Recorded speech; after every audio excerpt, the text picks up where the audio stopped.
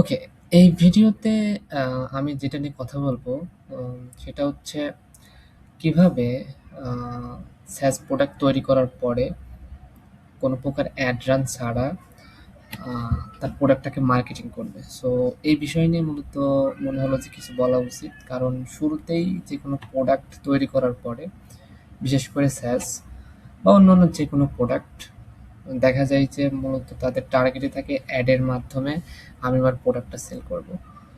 কিন্তু শুরুতেই কি অ্যাড রান করা উচিত? বা শুরুতেই কি আপনার অ্যাড রান করে আপনার টাকা নষ্ট করার দরকার আছে? সো এই বিষয়গুলো আ আপনার কোয়েশ্চেন থেকে যায়। আ সো এটা আমার করা উচিত কি উচিত না?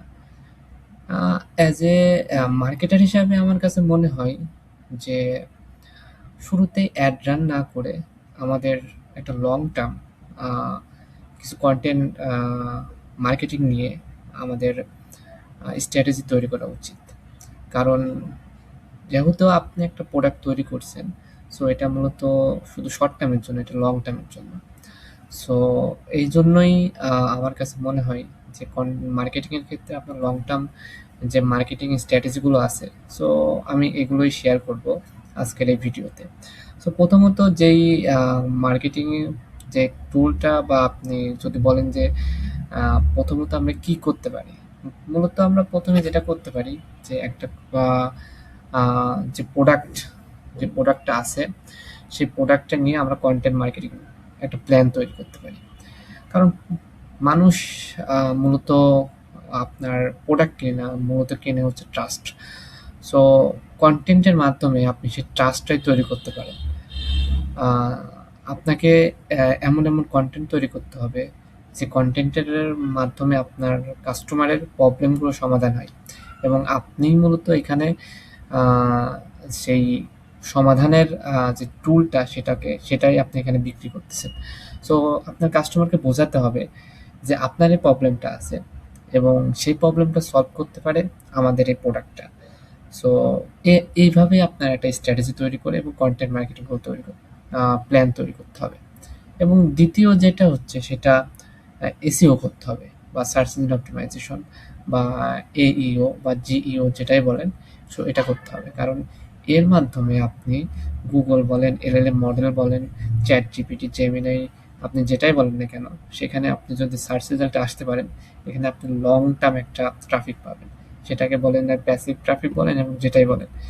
সেই ট্রাফিকগুলো আপনার প্রতিনিয়তই আপনার ওয়েবসাইটে কাস্টমার এনে দিবে। সো আপনি এসইওর SaaS প্রোডাক্টের ক্ষেত্রে এটা খুব একটা গুরুত্বপূর্ণ ভূমিকা পালন করে। এবং তৃতীয় যেটা আমি বলব সেটা হচ্ছে কমিউনিটি বিল্ড আপ করা। এবং আপনি শুধুমাত্র যেমন Reddit আছে, তারপর Discord আছে, Facebook গ্রুপ আছে, সেগুলোতে আপনি ব্যবহার করেন। আপনার প্রোডাক্ট রিলেটেড এমন প্রবলেম সমাধান করেন কমিউনিটির মাধ্যমে।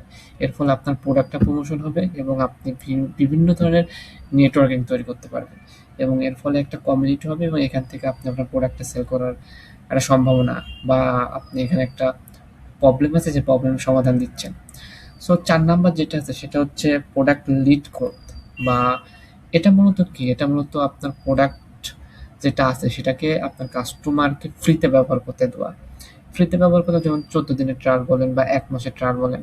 সেখানে আপনার প্রোডাক্টটা কাস্টমার ব্যবহার করবে এবং তাদের এক্সপেরিয়েন্স যেটা আছে সেটা মূলত আপনার প্রোডাক্টটা আসলে কেনার পরে কেমন একটা এক্সপেরিয়েন্স আসবে।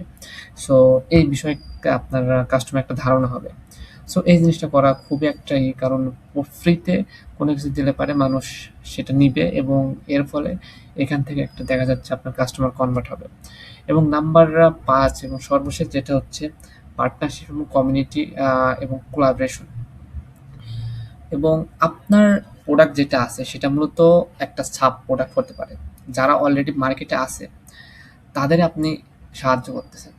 সো এর ফলে তাদের একটা অডিয়েন্স দাঁড় করানো আছে বা তাদের একটা কাস্টমার দাঁড় করানো আছে। সো আপনি তাদের কাছ থেকে কি করতে পারেন? তাদের কাস্টমারগুলো আপনার প্রোডাক্টে নিয়ে আসতে পারেন। সো এর মাধ্যমে কি হবে? আপনার একটা পার্টনারশিপ তৈরি হবে, একটা কোলাবোরেশন তৈরি হবে। সো এর ফলে আপনার কাস্টমার তৈরি হয়ে যাবে, কাস্টমার একটা বিল্ড আপ হবে এবং একটা লং টার্ম এখান থেকে একটা কাস্টমার আসবে। সো মূলত এই ছিল আপনার এই ৫ টি স্ট্র্যাটেজি। আপনি পেইড অ্যাড ছাড়াও এগুলো ব্যবহার করতে পারেন। ধন্যবাদ।